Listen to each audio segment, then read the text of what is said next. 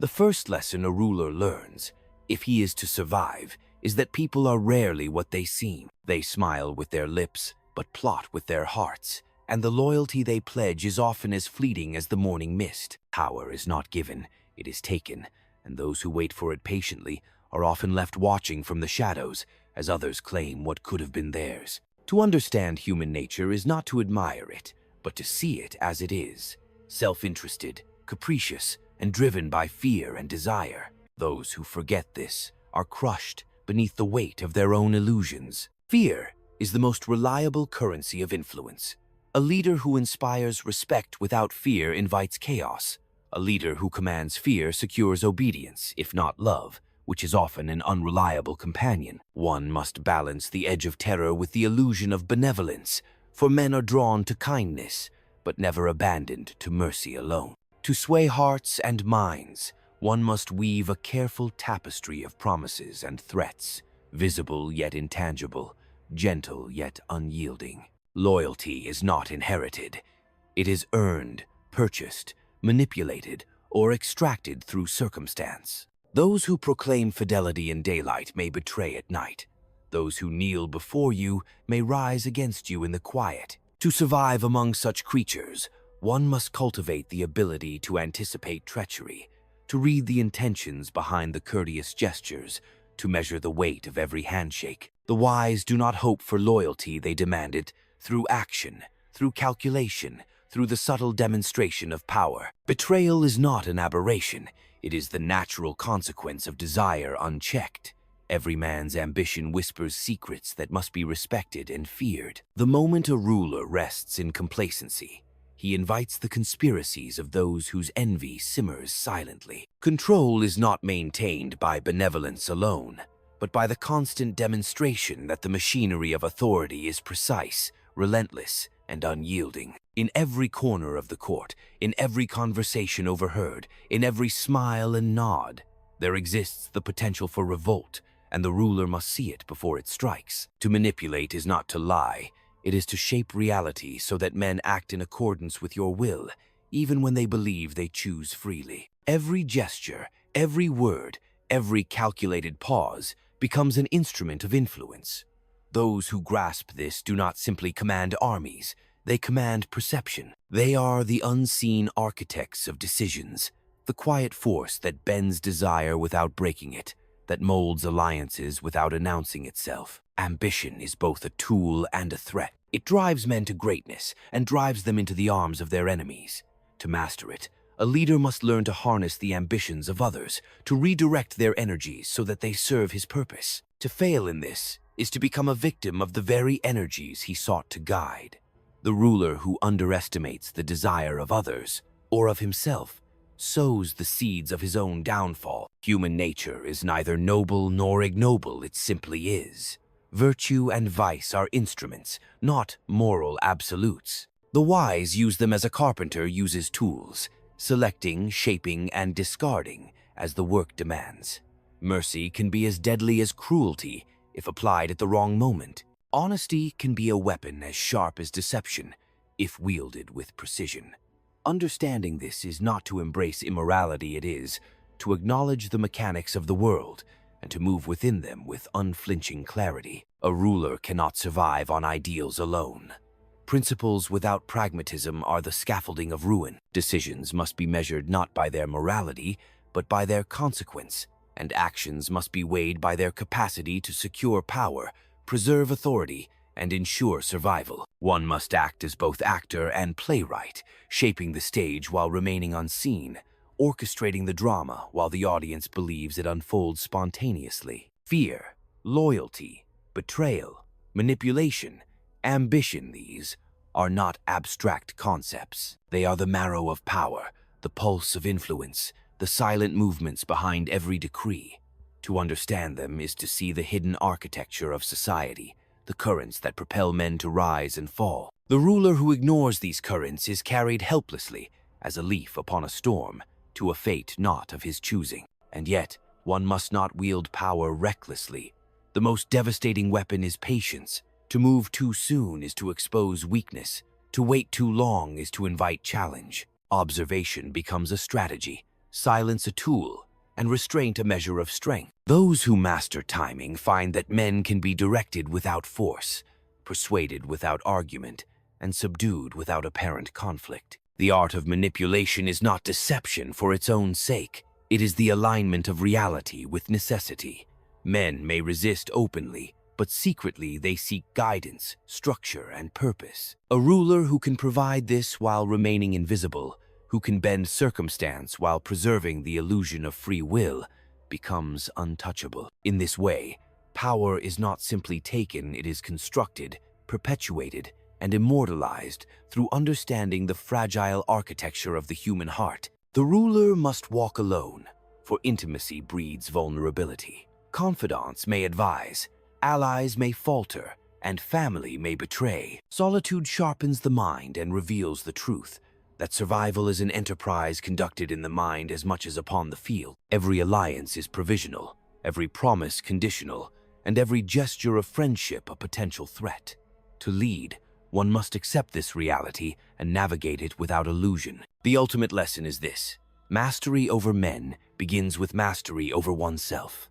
Desire, fear, envy, ambition, they exist within the ruler as much as within those he commands. To fail here is to be undone from within.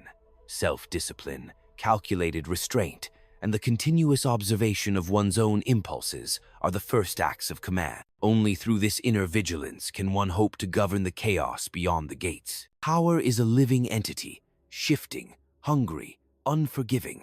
It rewards decisiveness, punishes hesitation, and bends only to those who respect its nature.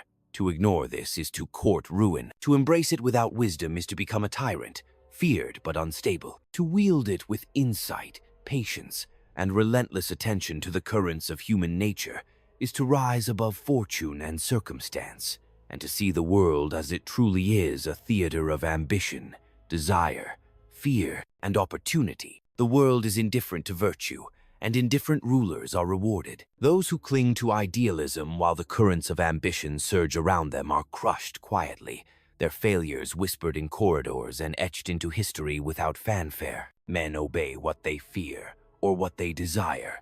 They rarely act for the sake of righteousness. To understand this is not cynicism, it is survival. One must embrace the raw calculations of human nature and craft every gesture, every policy, every word with the precision of a general moving pieces on a board where the stakes are life, legacy, and influence. Information is power, and ignorance is the architect of downfall. To see without being seen is the advantage of mastery. Conversations, rumors, glances, and casual remarks all are instruments in the hands of one who listens with intent and measures with insight. Trust is currency, but it is spent carefully, invested in moments where it will yield observation, leverage, and advantage. Every man offers himself as a key, and every word he utters may unlock the doors to triumph or reveal the fissures of vulnerability. Manipulation is not merely persuasion. It is the orchestration of circumstance, the shaping of perception, the subtle steering of choices until the desired outcome appears inevitable to all but the one who pulled the strings. The wise understand that men do not resist that which they believe to be their own will. To govern effectively, one must conceal influence beneath the veneer of consent, allowing others to act as if they are free, while the currents of action flow according to design. Ambition is a weapon that can be wielded by both friend and foe. One must identify its sparks, stoke it when advantageous, and extinguish it when threatening. The ruler who misjudges the hunger of others invites a challenge that can arise silently, suddenly, without warning. Alliances are contracts in appearance, yet in essence they are arrangements of convenience, contingent upon circumstance, loyalty, and opportunity. Recognizing this allows one to cultivate networks not of sentiment but of strategy, to bend allegiance as easily as a river bends to terrain, and to anticipate the torrents of disloyalty before they breach the bank. Reputation is the mask that shields the ambitious from exposure. It can be constructed, polished, and weaponized. A ruler may act ruthlessly behind closed doors, yet present benevolence and justice to the public eye. The world judges appearances, not intentions, and the careful calibration of image is as critical as the execution of policy. One misstep in perception can unravel years of planning. One moment of misjudged display can ignite resentment, fear, and rebellion. Appearances are not superficial. They are the architecture of compliance. Control is maintained through a delicate balance of incentive and consequence. Rewards inspire loyalty when paired with risk. Punishment enforces obedience when tempered by fairness, or at least by the illusion of fairness. The ruler who governs solely by compassion invites disorder. The one who rules solely by fear provokes hatred. The mastery lies in understanding the precise ratio, the timing of gestures, the orchestration of influence, so that the populace moves predictably even when they believe themselves unbound. Alliances are fragile and betrayal is constant. To survive, one must regard every actor not as friend or foe, but as a variable. Each decision must be considered for its effect upon the wider network of influence. Each trust measured against probability. Each word evaluated for its potential to betray or protect. The wise cultivate contingency, prepare for treachery, and exploit opportunity where others see misfortune. In this way, survival becomes a function of anticipation rather than reaction, of foresight rather than hope. The ruler must also master himself, for internal chaos is more dangerous than any external threat. Desire, fear, pride, and envy lurk within, shaping decisions, corrupting judgment, and exposing vulnerability. Vigilance over one's own impulses is the first line of defense, the silent prelude to the command of others. Self-mastery allows one to act decisively, to impose will where necessary, and to maintain clarity amid the turbulence of ambition, betrayal, and power. History is a mirror, showing both the outcomes of miscalculation and the reward of calculated ruthlessness. The ambitious rise not by virtue alone, but by understanding the machinery of power, by observing its patterns, and by moving with precision when opportunity presents. Those who ignore this mirror, who rely upon principle without insight, are condemned to repeat mistakes under the guise of moral rectitude. The wise see the cycles of fortune, the swings of ambition, and the constancy of human weakness, and they act not in idealism, but in accordance with reality. To lead is to navigate uncertainty with relentless clarity. Every choice carries consequence. Every decision invites response. Every action ripples through the network of influence. The ruler must anticipate these ripples, adjust the course, and exploit the inevitable tensions between desire, fear, and loyalty. Hesitation is fatal, and impulsivity is perilous. Only the measured, the calculating, and the patient can survive the currents that shape nations and destinies. Power is not a possession, it is an active engagement, a continuous negotiation with circumstance, perception, and desire. It demands constant attention, perpetual adaptation, and ruthless comprehension of human nature. Those who wield it must embrace both the visible and the hidden, the overt and the subtle, the immediate and the strategic, for mastery exists only at the intersection of awareness and action. Men will always act in their own interest, and the ruler must act in his. To imagine otherwise is to invite ruin. But acting in interest is not mere selfishness. It is the exercise of foresight, the orchestration of circumstance, the alignment of human behavior with strategic necessity. It is the conscious shaping of outcomes that might otherwise appear random, the imposition of order upon chaos, and the transformation of opportunity into dominion. The final lesson, and perhaps the most essential, is this: power is a living, breathing force that tests those who attempt to grasp it. It does not reward the timid, the naive, or the sentimental. It favors the vigilant, the calculating, and the disciplined. To understand it is to see beyond the surface, to penetrate the intentions of men, and to act with precision that is both deliberate and unyielding. Only then can a ruler hope not merely to survive, but to endure, to shape, and to leave an imprint upon history that is both indelible and consequential. All manipulation begins with perception, for men act not on reality, but on the reality they believe exists. To bend their actions, one must first shape what they see, hear, and feel. A whisper, a glance, a carefully staged encounter, each becomes a thread in the web of influence. Those who fail to control perception are controlled by it.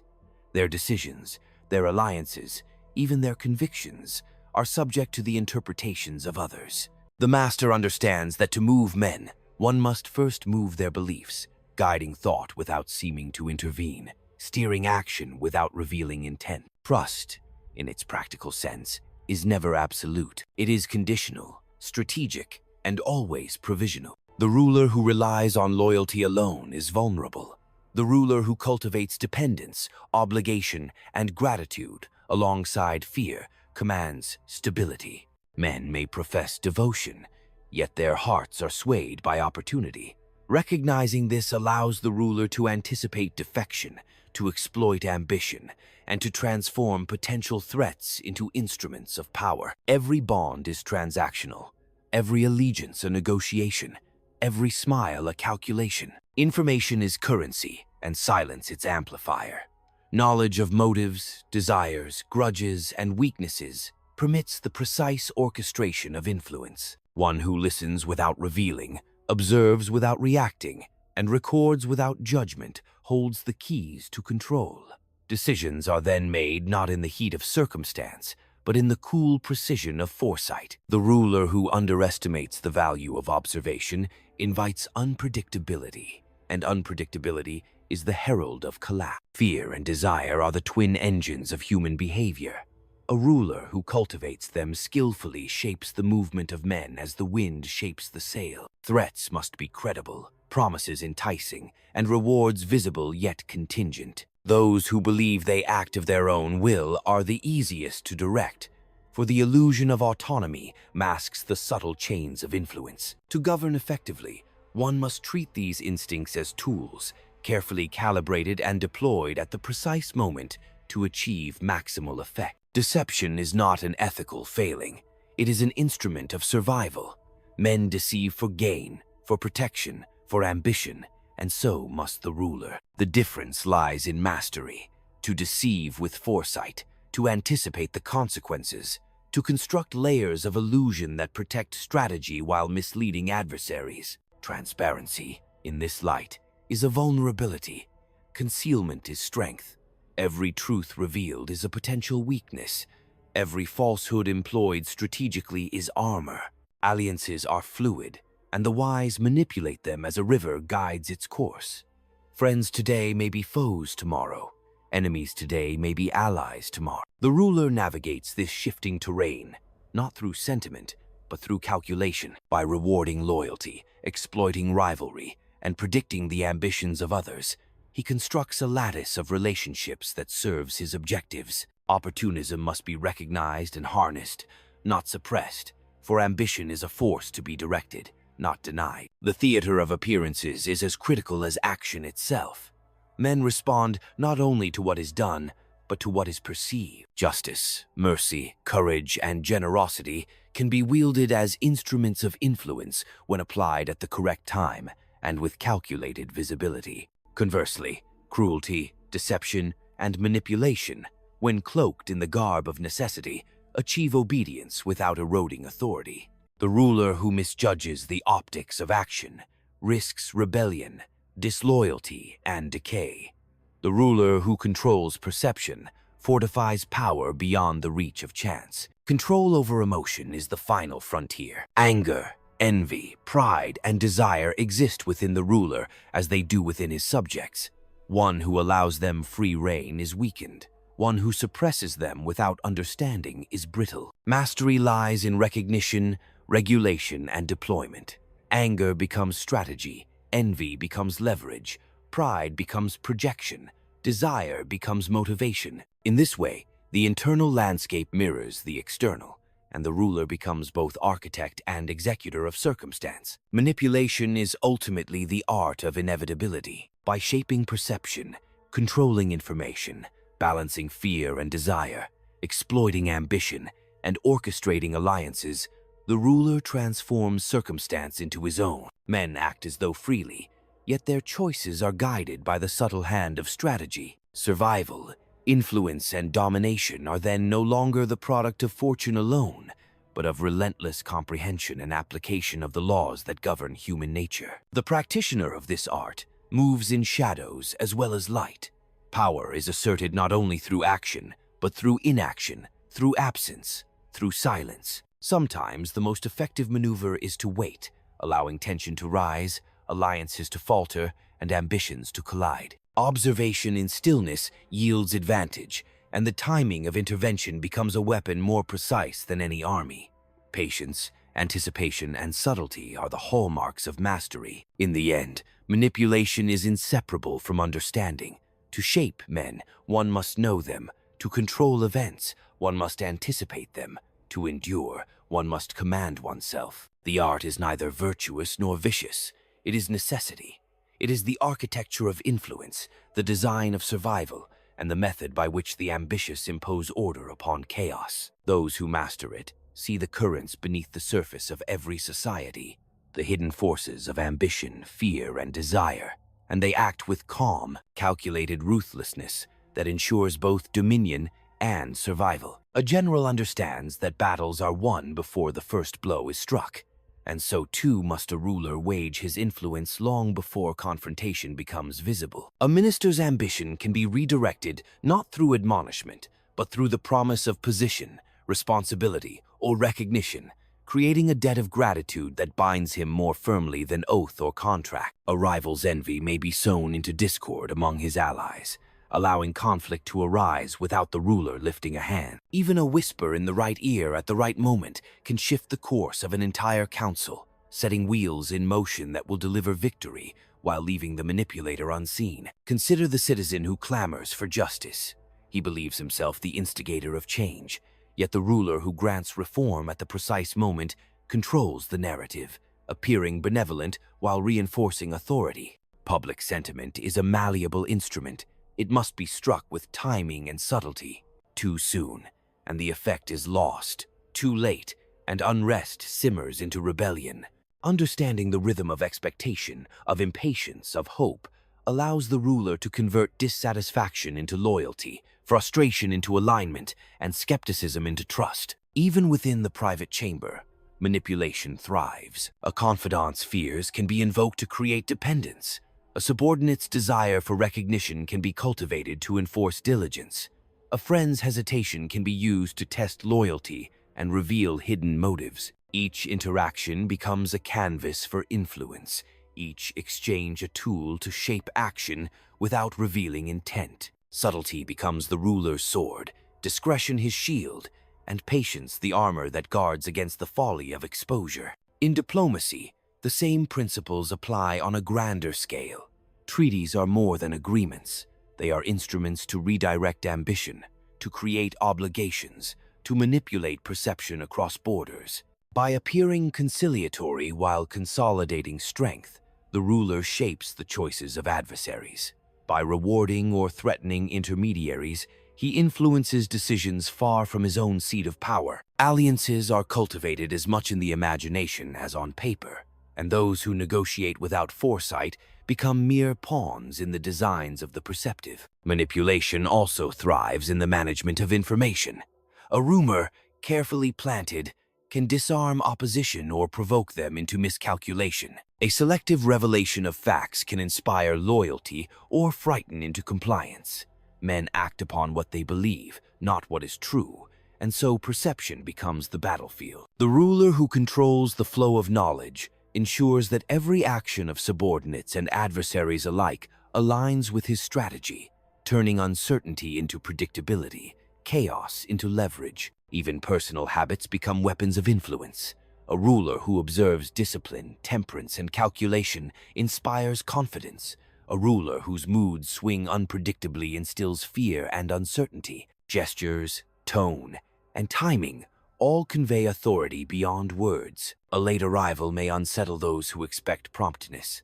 A measured pause before a decision can imply gravitas and wisdom. In these subtleties, power manifests, often unnoticed by those it governs, yet shaping their choices at every turn. Consider betrayal, not as an anomaly, but as an inevitability to be anticipated and exploited. When a subordinate contemplates disloyalty, a ruler may offer a diversion, a reward, or a small concession that redirects intent without exposure. When a peer's envy threatens to fracture unity, it may be leveraged to extract confession, to reveal plots, or to isolate dissenters. The wise ruler never waits to be betrayed.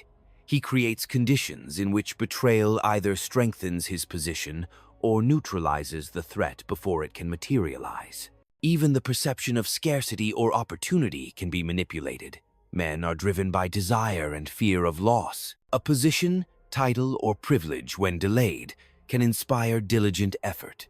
When offered selectively, it can bind competitors in a silent race that serves the ruler's interests. Control over resources, visibility, and access becomes a subtle form of governance, shaping ambition, directing loyalty, and ensuring compliance without overt coercion. Every act of influence is a lesson in inevitability. When a ruler arranges circumstances so that the choices of others converge upon his will, the illusion of free agency masks the strings that guide them. Negotiations, promises, threats, and rewards all become instruments in a symphony of control. Those who believe themselves actors are, in truth, performing upon a stage designed by the strategist, advancing outcomes that serve a vision they cannot perceive. Even enemies are tools to be manipulated. A rival may be flattered to inflate pride and misjudge strategy, provoked to act hastily, seduced into alliances that serve the ruler's agenda. The key lies in understanding motivations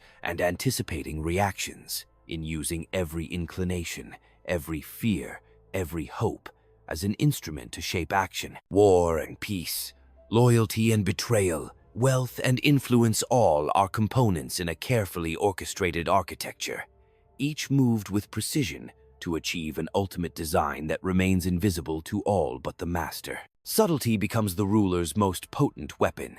Even in apparent weakness, advantage can be harvested. A hesitant step, a measured pause, a moment of inaction, each can provoke overconfidence in rivals, encouraging them to reveal intentions or make errors. A counselor who believes himself unobserved may speak freely, exposing alliances, fears, and ambitions that can be redirected. Every gesture, even those seeming inconsequential, carries potential to shape outcomes when viewed with patience and discernment. The ruler who understands timing wields it as a scalpel, cutting precisely where impact is greatest. An insult delivered too early may incite rebellion. Delayed, it can produce contrition or fear that reinforces authority. Rewards, too, must be staged carefully. Immediate gratification may satisfy, but delayed recognition binds the mind with anticipation, encouraging effort and compliance long before the prize is claimed. Manipulation thrives where perception and reality are aligned, where anticipation becomes obedience, and where each actor believes in the inevitability of his own choices. Public sentiment is an instrument that must be tuned with nuance. A populace that feels heard, even if the content of its voice is guided, becomes easier to govern. A speech, a decree, a ceremonial act, each is a note in the symphony of influence. Men react not only to the content, but to its framing, to the rhythm of delivery, and to the subtle cues that imply authority, foresight, and control. By mastering these subtleties, the ruler converts opinion into action, compliance into loyalty, and attention into devotion. Even small divisions among allies can be used to amplify control. Rivalries, grudges, and ambitions, when acknowledged and redirected, create networks of dependency that strengthen the ruler's hand. By offering small favors, acknowledging competence selectively, or highlighting differences, one may orchestrate cooperation without confrontation, competition without instability. The most effective manipulations are those that appear organic, emerging from circumstance rather than design, yet guided entirely by strategy. Perception of fairness is another tool. Men are more likely to obey authority when convinced it operates justly, even if justice is selectively applied. By rewarding merit, punishing transgression, and appearing impartial, a ruler establishes credibility that can be leveraged when discretion or cruelty becomes necessary. This credibility is fragile, however, and must be maintained with careful calibration. Misjudged action can undermine influence faster than overt opposition ever could. Fear of loss, drives men more powerfully than desire for gain. Threats need not be explicit. Subtle reminders of consequence, scarcity, or danger often suffice to direct behavior. An advisor who believes that failure carries cost will act with diligence. A subordinate who senses risk to position will temper ambition. By controlling the perception of threat and opportunity, the ruler guides actions without issuing commands, converting instinct into strategy and reaction into alignment. Even the framing of information is critical. Truth, selectively presented, shapes belief. Omission, strategically applied, directs interpretation. By controlling access to knowledge, the ruler can manipulate expectations, provoke errors in judgment, and inspire obedience. Every conversation, report, and observation becomes a medium for influence. Every disclosure a vector of control. The careful ruler treats knowledge as both weapon and shield, deploying it to shape reality while remaining insulated from its risks. Manipulation extends to emotional currents as well. Pride, envy, ambition, and fear can be stirred to generate energy aligned with strategic objectives. A courtier's envy may drive him to diligence. A subordinate's fear may secure obedience. A citizen's pride may reinforce allegiance. By reading the emotional landscape and influencing it subtly, the ruler converts instinct into action, shaping behavior without visible coercion. The mastery of emotion is as critical as the mastery of fact, for human response is often guided more by feeling than reason. Even absence is a form of presence. By removing oneself from immediate view, the ruler allows anticipation, speculation, and uncertainty to amplify influence. Gaps in attention create opportunities for action, for observation, and for the manipulation of expectations. When the master returns, the results of orchestrated anticipation often exceed what could have been achieved through direct intervention. Silence, in this way, is not passivity. It is a strategic instrument, as potent as decree or command. Every relationship, every position, every statement carries potential for leverage. The ruler who perceives connections between ambition, desire, fear, and circumstance gains advantage in ways invisible to others. An enemy may be redirected into service. An ally's ambition may reinforce loyalty. A subordinate's hesitation may reveal opportunity. Mastery lies in seeing these currents, predicting outcomes, and intervening where impact is maximal. Power is thus less a possession than a practice, exercised continually, patiently, and with relentless attention to the mechanisms of human behavior. Even in moments of apparent disorder, opportunity exists. Chaos can be shaped, dissent redirected, and rebellion preempted by the ruler who understands its patterns. Instability, when anticipated and guided, strengthens control, exposing weaknesses in rivals and opportunities for influence. Those who react only when threatened are always one step behind.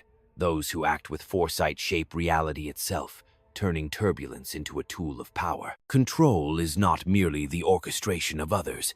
It begins with mastery over circumstance itself. The world presents itself in infinite complexity, yet beneath this chaos lies a lattice of predictable forces: ambition, fear, desire, pride, and opportunity. To navigate it, one must anticipate movement before it occurs, to act in ways that render resistance futile and choice irrelevant. Manipulation, at its core, is the transformation of uncertainty into inevitability. Every decision, every statement, every gesture is an instrument in a wider strategy. The ruler who understands this operates as both architect and executor, designing outcomes before they materialize and steering action without overt interference. Authority is exerted not through force alone, but through the calculated impression of inevitability. Men obey not only because they must, but because they believe the path laid before them is the only one. Perception shapes reality as much as reality shapes perception.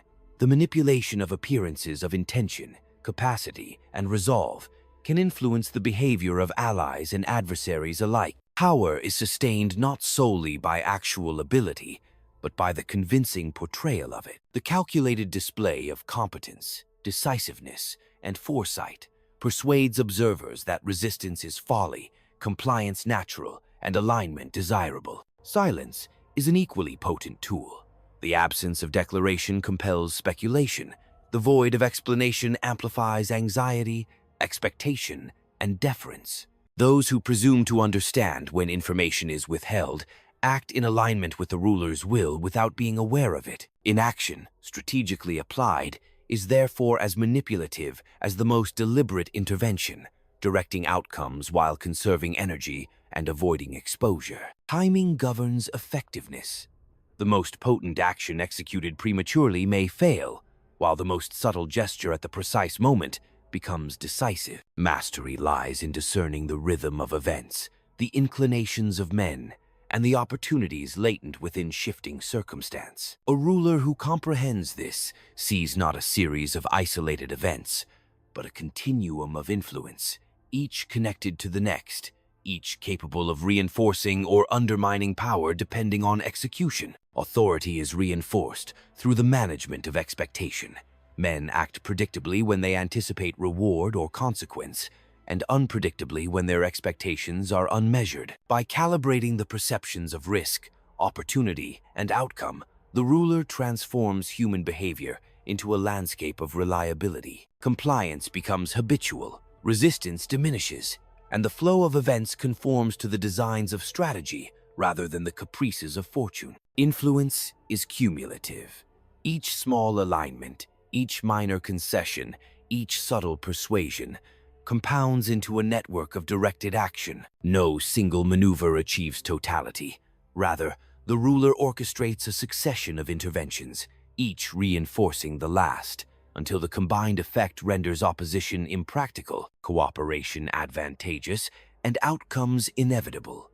This is the essence of manipulation, the quiet, relentless shaping of circumstance until the desired reality manifests naturally. The essence of human nature is both obstacle and instrument. Men are driven by instincts and desires that cannot be eliminated, only anticipated and redirected. To manipulate effectively is to recognize these currents and guide them with precision, transforming apparent disorder into a predictable system of influence. Those who attempt to govern without this understanding confront instability, error, and subversion.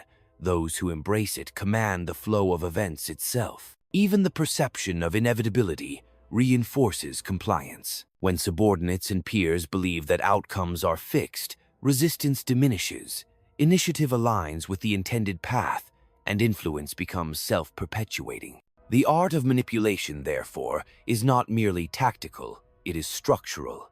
It molds the conditions within which human action unfolds, bending circumstance toward a design that appears organic, yet is entirely controlled. Ultimately, manipulation is inseparable from foresight, discipline, and comprehension. It requires the continuous observation of men and circumstance, the anticipation of desire and fear, and the orchestration of perception and action in concert. It is neither moral nor immoral, but practical, a tool of governance, survival, and dominance. Those who master it are not only able to act, they are able to create the reality in which action becomes unnecessary.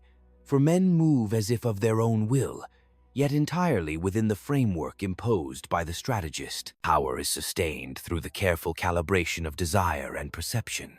Men act not upon the full measure of reality, but upon the fragments presented to them. By controlling what is seen, what is heard, and what is assumed, the ruler constructs a reality in which compliance feels inevitable. Influence is thus an architecture of information, emotion, and expectation, each element positioned to elicit action without overt compulsion. Every environment becomes a medium for manipulation. Spaces are arranged to project authority, to induce respect, and to foster dependence.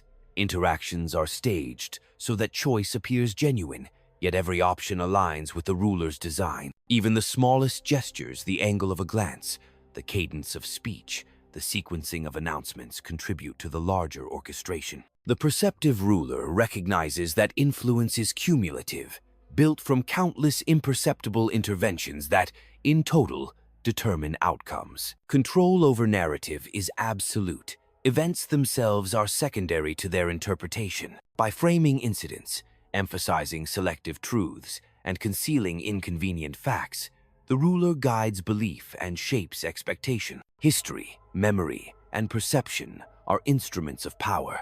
Those who manipulate them wield authority far beyond the reach of brute force. The illusion of transparency can be as compelling as visibility, for men respond to interpretation as much as to reality. Even the appearance of consent is a form of manipulation. When individuals believe they act voluntarily, their energy and ambition reinforce the ruler's objectives. Freedom, real or perceived, is a tool. It motivates, directs, and sustains compliance. The subtle alignment of autonomy with strategic purpose is the hallmark of mastery, for it converts independent action into an extension of influence. The orchestration of attention governs action. By highlighting certain matters, suppressing others, and sequencing priorities, the ruler directs focus and shapes initiative. Men pursue objectives they perceive as significant, while neglecting those that might contradict strategy. Manipulation thus becomes not the exercise of coercion, but the redirection of energy along channels predetermined by insight and design. Expectation is a lever of influence. Men anticipate reward, punishment, and consequence. They adjust behavior to navigate perceived probabilities. By managing these anticipations, the ruler creates alignment without explicit instruction. Compliance emerges naturally, ambition channels itself constructively, and fear, tempered by strategic reassurance, enforces stability. Influence is magnified when the perception of inevitability accompanies every action. Even in apparent disorder, opportunity lies. Fluctuations of loyalty, sudden shifts in fortune, and unexpected ambitions can be harnessed to reinforce power. The ruler who recognizes patterns beneath the surface manipulates instability, converting unpredictability into leverage. Chaos is thus not an obstacle, but a medium, a field upon which skillful direction produces order, advantage, and dominance. The subtle management of hierarchy enforces obedience without overt command. Subordinates are guided by anticipation of reward, competition, and recognition. Their ambitions, when understood and directed, support the ruler's objectives. Influence is exerted not only from above, but through the orchestration of interactions within the structure itself, creating a system where behavior is predictably aligned without direct intervention. Information, perception, and anticipation converge in the exercise of influence. The ruler observes, interprets, and adjusts continuously, transforming the flow of events into a controlled trajectory. Decisions, gestures, and disclosures are sequenced to exploit human tendencies, pride, fear, desire, and ambition, so that action aligns with strategy while appearing spontaneous. Mastery is measured not by visibility, but by the effortless orchestration of consequence. Ultimately, manipulation is the deliberate shaping of reality through the understanding of men. It requires foresight, discipline, and perpetual observation. It is neither ethical nor unethical. It is the exercise of comprehension in service of survival and authority. The ruler who achieves this converts circumstance, perception, and human behavior into instruments of control, ensuring that, even in the face of uncertainty, influence remains absolute and outcomes are guided by design rather than chance. Even the smallest interaction can be leveraged to shape allegiance. Words spoken softly in confidence, gestures that suggest favor or disfavor, the careful withholding of approval all become instruments in the construction of influence. Every individual operates within a web of perception, and the ruler who recognizes the threads can guide them without apparent force. Compliance is most durable when it arises from belief rather than coercion, when action is voluntary yet entirely aligned with strategy. The ruler's presence is itself a tool. Visibility inspires obedience when accompanied by aura, restraint, and anticipation.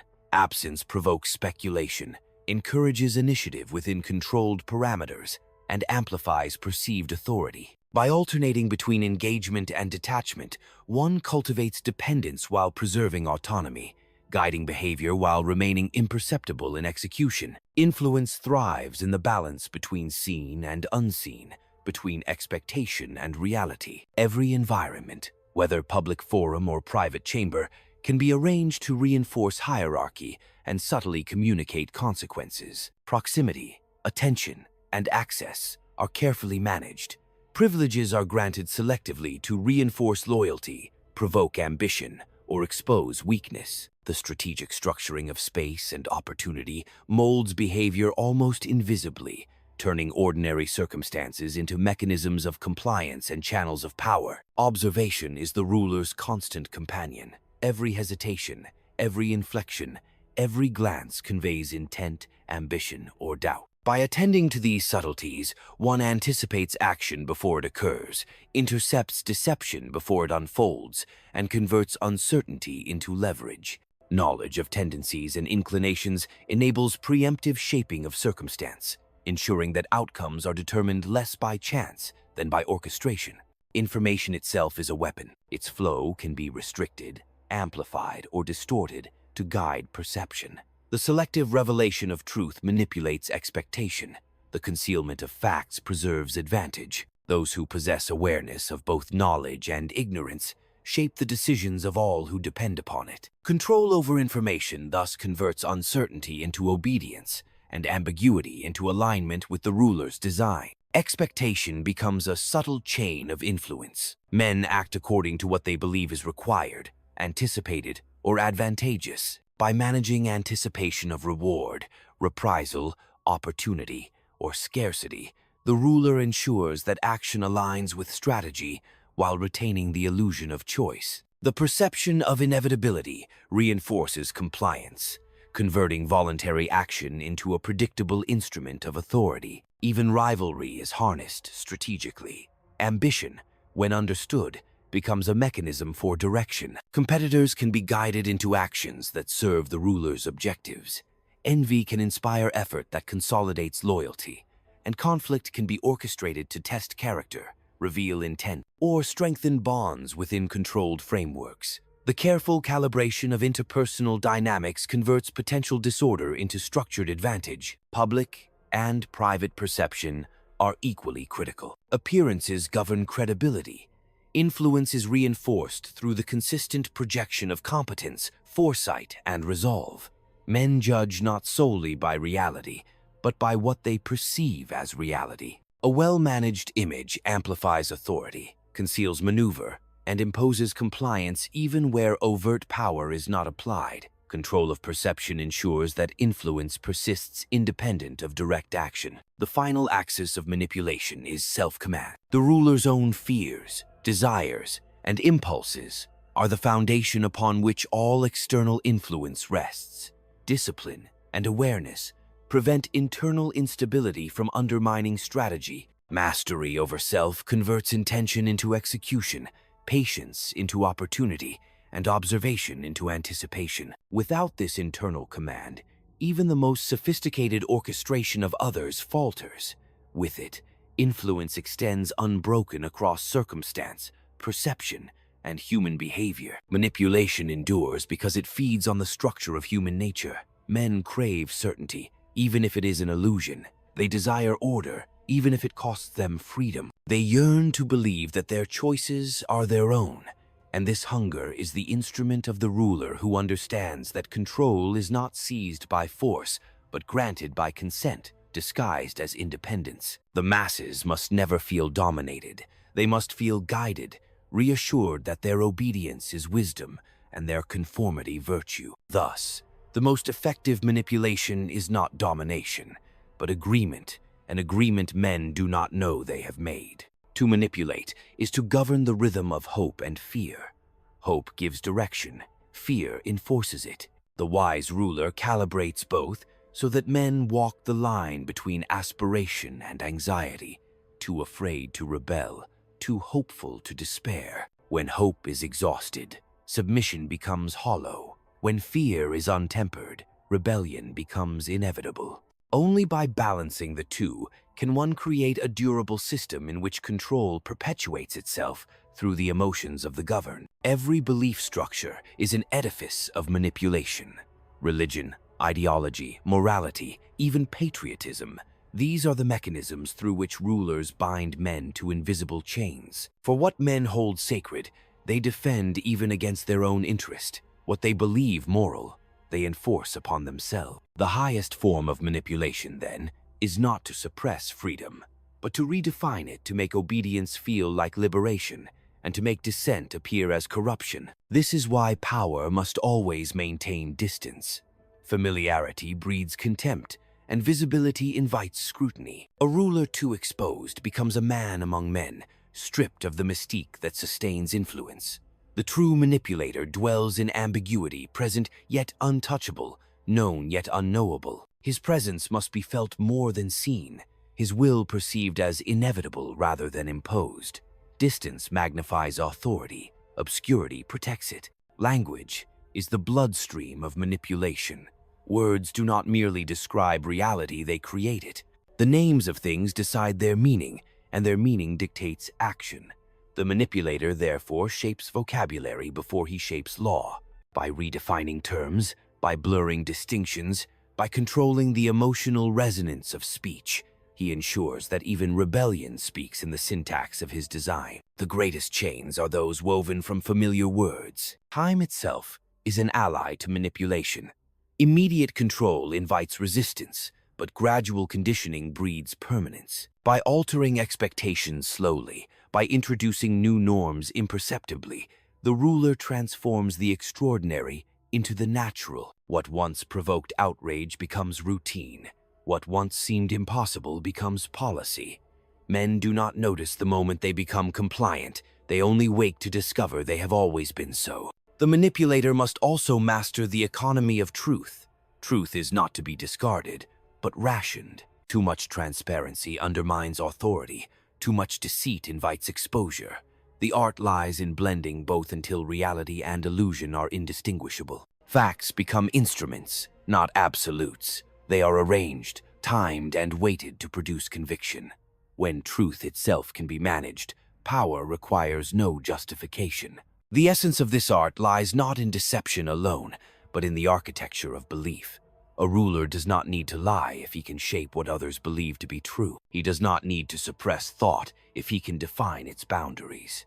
The greatest manipulation is not the control of action, but of imagination. When men cannot conceive of a world outside the one they inhabit, their obedience is total even in silence. And so, the art of manipulation is the invisible spine of every enduring order. It is the mechanism through which rulers govern the unseen territories of mind and emotion, the quiet power that outlasts armies and revolutions. For swords rust, banners fade, and institutions collapse, but belief, once implanted, survives in the conscience of generations. The manipulator does not merely rule the present, he engineers the future, crafting continuity from illusion and obedience from perception. It is here that the ruler transcends mere politics and enters the realm of design. He becomes not just the master of men, but of meaning itself. He does not react to the world, he defines it. And those who live within his definition, unaware that their very thoughts were arranged long before they were born, will call it destiny. Manipulation, in its purest form, is the discipline of alignment, the ability to bring separate wills into harmony with one design without revealing the presence of control. It is not a performance of deceit, but an art of composition. The ruler's role is not to force, but to attune, to guide the currents of desire, fear, and ambition, so that they move in synchrony with his intention. Power expressed openly breeds resistance. Power that flows unseen shapes the very instincts of those it governs. True manipulation operates beneath awareness. It embeds itself within language, structure, and rhythm until obedience becomes indistinguishable from instinct. When men begin to think the thoughts you have placed in their minds, when their convictions echo your design without compulsion, you have achieved sovereignty over perception itself. To manipulate is to write upon the unseen architecture of belief, to craft invisible laws that govern choice. The strength of this art lies in detachment. To manipulate effectively, one must transcend the impulses that drive ordinary men: anger, impatience, vanity. The manipulator is a mirror without distortion, reflecting others' desires back to them in forms that serve his will. He neither praises nor condemns. He observes and directs. The more silent his presence, the more absolute his influence. For control rooted in reaction is fragile, while control rooted in understanding is inexhaustible. Every structure of power depends upon this invisible grammar. Institutions, traditions, and laws are themselves instruments of manipulation, not by deception, but by repetition, shaping thought through continuity until obedience becomes culture and compliance becomes heritage. The ruler who comprehends this no longer needs to command. He arranges the environment so that every act of submission feels voluntary, every act of loyalty self-justified. Manipulation becomes civilization's unseen foundation. This art demands precision. Each movement must anticipate consequence. Each silence must carry intention. A ruler who manipulates crudely undermines himself, for transparency dissolves power. Yet one who manipulates without ego cultivates permanence, for his influence endures even when he withdraws. To command men through fear is temporary. To command them through the invisible architecture of belief is eternal. At its core, manipulation is the mastery of attention. What men notice defines what they believe. What they overlook determines what they obey.